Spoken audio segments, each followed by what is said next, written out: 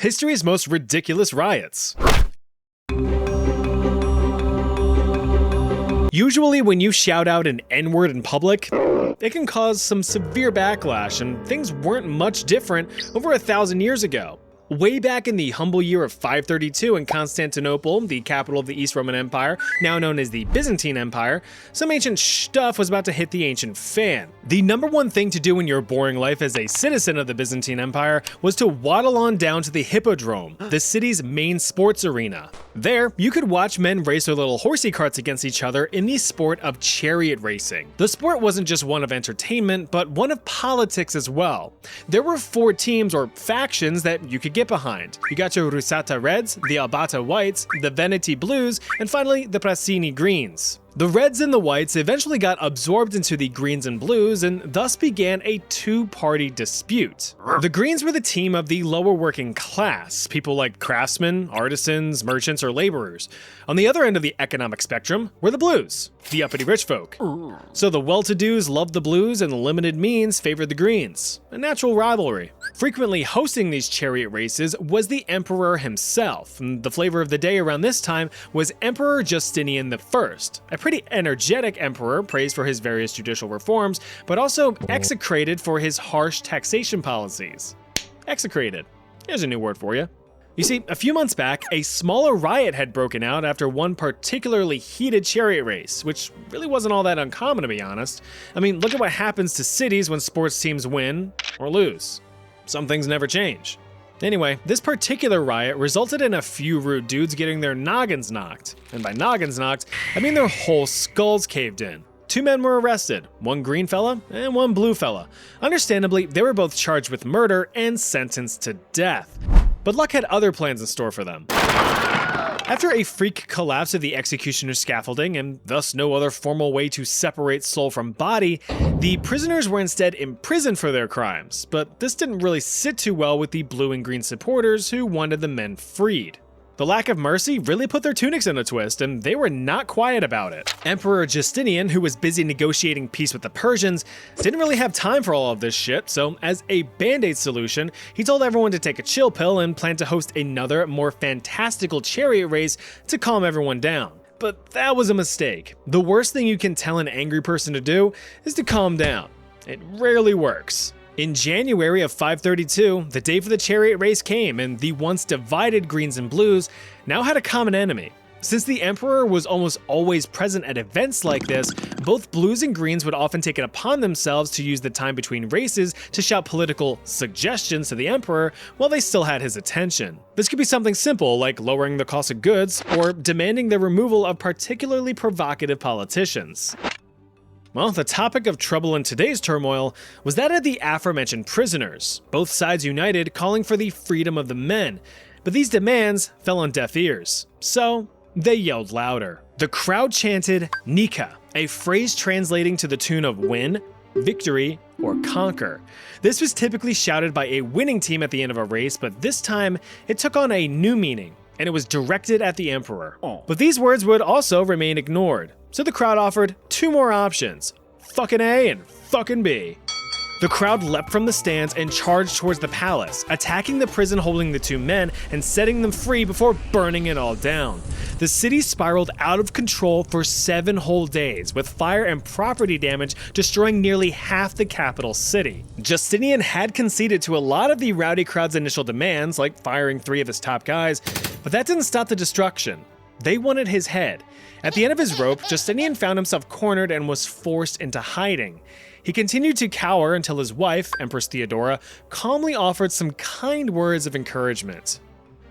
Stop fucking crying! The empress had convinced him to stay and face his subjects head on. It was better to die as an emperor than to live life in exile, and he took that advice. Sort of. He requested the rioters gather in the Hippodrome in order to propose an end to the madness. They agreed. But entering the arena wasn't the emperor, it was a general, and a commander, and thousands of soldiers. The gates were slammed shut and secured, starting the rather one-sided negotiation. With one command, the soldiers indiscriminately slaughtered nearly 30,000 unarmed citizens, putting an end to the Nika Riot. In the end, Emperor Justinian justified the bloodshed to consolidate power and strengthen his grip on the Byzantine Empire, ruling as one of the greatest emperors of the age. He just had to, make everyone scared to question him. Everyone knows the best combo besides chicken and parmesan is a good old game of sports ball and a medically inadvisable amount of alcohol. Slamming down 1 or 10 beers with your buddies while your favorite teams are all touching each other, that's never ended badly for anyone. Oh well, just a game. Well, wouldn't you believe it? It caused quite the ruckus back in 1974. An extremely poorly planned promotion by the Cleveland Indians was 10-cent beer night.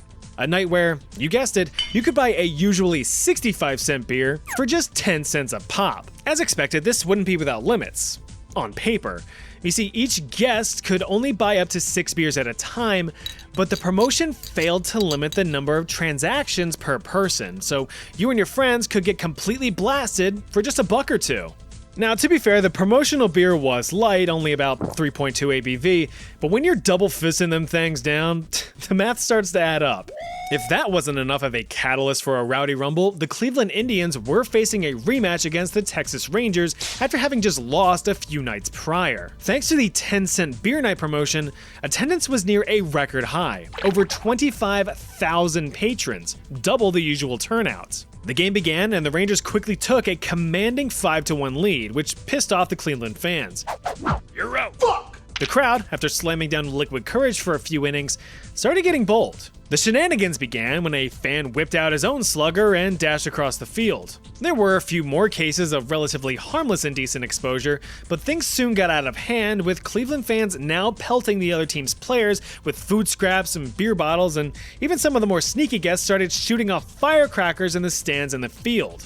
All of these sober folks, realizing that things were about to get nasty, packed up and left before being brought into a brawl. At the bottom of the ninth, Cleveland made a comeback, tying up the game 5-5, but one final disorderly degenerate was about to be the spark of an explosive riot. A 19-year-old fan stormed the field in an attempt to yoink a Ranger player's hat.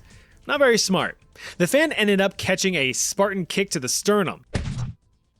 Now fearing that his own player had been attacked, the Rangers' manager took to the field, bat in hand. Cleveland fans flooded the field and attacked the Rangers, hurling fists, rocks, bottles, chairs, each other, whatever they could get a hold of. Both teams were now fending off all of the fans, but luckily managed to escape the chaos, fleeing within the stadium. But in their absence, the rambunctious rascals destroyed the field, stealing bases and trashing the dugouts. Well, it looks like I made it to third base one way or another. Right, babe? The riot lasted just over 20 minutes before police came in and broke it all up, making 9 arrests. All in all, there were no serious injuries and the game was forfeited to the Rangers. Just over 1 month later, a second 10-cent beer night was held to the tune of over 43,000 attendees. But this time, only 2 drinks per person were permitted. No problems occurred. It may have also been due to the fact that there were about 200 cops on site to help maintain order. Back in 1855, the city of Toronto in Ontario, Canada, was really up and coming. Boasting a thriving population of 40,000 syrup sippers, the city had a lot to offer, like 152 taverns, 203 beer shops, and most importantly, dozens and dozens of brothels. Beautiful babes willing to get silly with your willy for the right price. But another form of entertainment was coming to town: the circus. The American SB House Star Troop Menagerie and Circus, to be precise. Acrobats, performers, animals, and of course, the iconic clowns. The show was in town for just 2 nights. After the end of the first night, many of the clowns took the night off from their slapstick comedy to consensually slap their sticks in women's faces at a local brothel. Problem was, they chose the wrong one. This particular establishment was the go-to spot for the local volunteer firefighting brigade. So all night, the men fought for the attention of hardworking women so they could get their dunks sunked. The thing you have to remember is, these were firefighters and clowns of yore, not the type that we see today. For instance, firefighters back in the day were in competition with each other. When there was a fire, they rushed to see who could get there first and get the payout. This often resulted in fire departments banging away at each other while the fire blazed on in the background. In short, these men knew how to fight, And so did the clowns, because the clowns beat up the firefighters so they could get beat off in peace and quiet. 2 firefighters were reported as seriously injured, having to get carted off to be treated for their wounds. But unlike the brothel workers, these firefighters wouldn't be taking this lying down. These clowns were outsiders, and they were about to be reminded of that. The local policemen, firefighters, and many of the town's elite were part of a group called the Orange Order, so they weren't too happy to hear about the showdown with the showman. The very next day, dozens of men from the Order attacked the circus as vengeance. Stones were thrown and fires were ignited, prompting the fire department to show up, only to partake in the carnage. Sorry. After what felt like hours, the mayor finally stepped in to stop the mayhem. The riot stopped, miraculously, with 0 reported deaths. Despite the circus being reduced to cinders, the police did nothing. Why would they? They were in on it. 17 people were reportedly charged, but only 1 ever saw a conviction. The local Torontonians, or whatever they call themselves, didn't really like that response and called out the obvious corruption. To them, they just witnessed a bunch of the local elites destroy a circus unprovoked. The whole fiasco turned public opinion against the Orange Order, and their political power was eventually squeezed from the area. There's fewer things worse in this timeline than the parasites that are scalpers. Scumbags that just buy up and hoard relatively cheap in-demand products only to sell them at a profit once they forced market scarcity. So you're forced to sit back and watch as several sweaty, sad excuses for humans raid your local shelves for every last Pokemon pack while your child realizes that he's not allowed to have a fun hobby. But the concept of scalping itself is far from new. Back in 1766 in the town of Nottingham, England, many merchants were looking to turn some cheese into cheddar. Nottingham was an English economic epicenter, thanks to the boom of the Industrial Revolution. Brand new factories meant brand new jobs, and brand new jobs meant that people were flocking to the cities to work. These workers more or less came from agricultural backgrounds, hanging up their plows to work with fancy and deadly machines. Well, with all of these farms shutting down, combined with an overall poor harvest season, the country of England was hurting for food that year. Supply was down, demand was up, so prices for wheats, meats, and treats soon ballooned into unreasonable territory. At the end of each harvest season, Nottingham held their annual Goose Fair in October, a simple city gathering where townsfolk could enjoy a bit of fun while stocking up on food and supplies for the winter. One of the more shelf-stable foods at the time was cheese. Entire wheels could last a family a few months in these colder conditions. But attendees weren't about to shell out all of their shillings on inflated prices. What? Now you might be all, well, yeah, you just said that prices were up because of food shortages, and it's true, they were, but not this bad. Many marketgoers noted that the cheese prices just a town over were roughly half of what was being charged here. So clearly these merchants were being unfair at the fair, but the truth was a lot worse than that. These merchants were buying the cheese in bulk, fresh off of local shipments. So instead of the regular cheese sellers bringing their products to the fair, merchant middlemen bought up all of the supply and resold the curds at marked up prices, pocketing the difference. But this wasn't just limited to Nottingham. The merchants planned to sell those cheeses around the country, cutting off a critical supply of food for the locals. So the people got pissed and began to attack, surrounding all the merchants fronts and backs. They had one demand: sell the cheese here, but the merchants said no with a fuck out of here. And so the riot began. Roads were blocked, merchants were clocked, and carts were knocked over. If they weren't to be sold at a fair price, they would be stolen instead. Rioters began to loot any and all cheese shops, smashing windows and yoinking what wheels they could, throwing them out to the public so everyone could get their fair share. One of the merchants had a literal boatload of cheese and tried to set sail before being boarded. He quickly agreed to rioters' demands to sell the cheese for cheap, but his boat was still looted on principle. The riot got so out of control that a regiment of the British Army had to be called in. They set up shop and fired into the crowd of looters. But of course, instead of hitting any actual looters, William Eggleston, a local farmer just minding his own business, got wanged by a few rogue slugs. The riot lasted for several more days, eventually dying down once the remaining Kurds made their way out of the city. Remember when companies used to host special giveaways, find a golden ticket and win a big old truck, or be the millionth customer and win a lifetime supply of used toenail clippings? They don't really do those anymore. and for good reason, something that the Pepsi Corporation would find out the hard way in 1992. In order to hook new customers onto their delicious and nutritious sugary soda, Pepsi held a contest in the Philippines. The Pepsi Number Fever Contest. Bottle caps of Mountain Dew, 7-Up, Mirinda, and of course Pepsi would each have a number printed underneath them ranging from 1 to 999. It was up to customers to collect these bottle caps and wait to see what numbers were announced as winners of various prizes.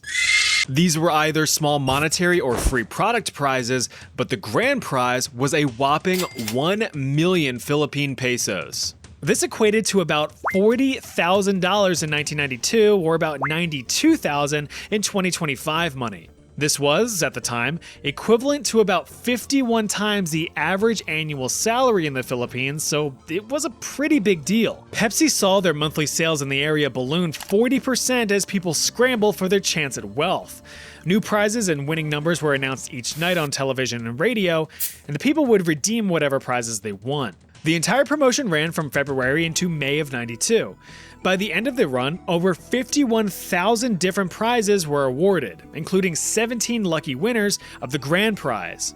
But unfortunately, everyone's luck was about to run out, or at least to them, it would seem like their luckiest day of their lives. As a side note, when companies hold sweepstakes like this, they set aside a specific budget and plan out how many winners of each prize there will be to spend that budget. For the Pepsi Number Fever Contest, it was $2 million. They had already made that back in the first few weeks of the promotion, but once the budget was spent, then the promotion was over. On May 25th, another grand prize winning number was announced, 349.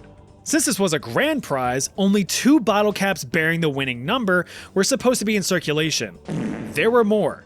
A lot more. Thanks to an oopsie in the manufacturing department, over 800,000 bottles were distributed with the number 349 under the cap. So in theory, Pepsi was now on the hook for over $32 billion in prizes, almost triple what the entire Pepsi company was worth at the time. Fleets of Filipino fellas and fellettes flocked to their local Pepsi bottling plants to redeem their fortune, but were confused when they saw everyone else with the same supposed winning number. To make matters worse, the company retracted the number, correcting it to 134 the next morning. All of the top Pepsi executives held an emergency meeting to decide a course of action. They agreed to eat into the promotion's profits and count it as a wash. But for 800,000 people, this meant that they could only forfeit about $18 a person. Nearly 500,000 accepted, but 300,000 did not. Thousands of irate individuals banded together, forming the 349 Alliance with the goal of boycotting Pepsi products and eventually receiving their promised prizes. But that wouldn't happen. Over the next several months, numerous small riots broke out, destroying dozens of Pepsi delivery trucks and endangering Pepsi employees. Unfortunately, an extremist protester lobbed a live grenade in a warehouse, popping 3 bottle plant workers in the process. Another device that was hucked at a Pepsi truck ended up taking the lives of a local school teacher and a 5-year-old girl.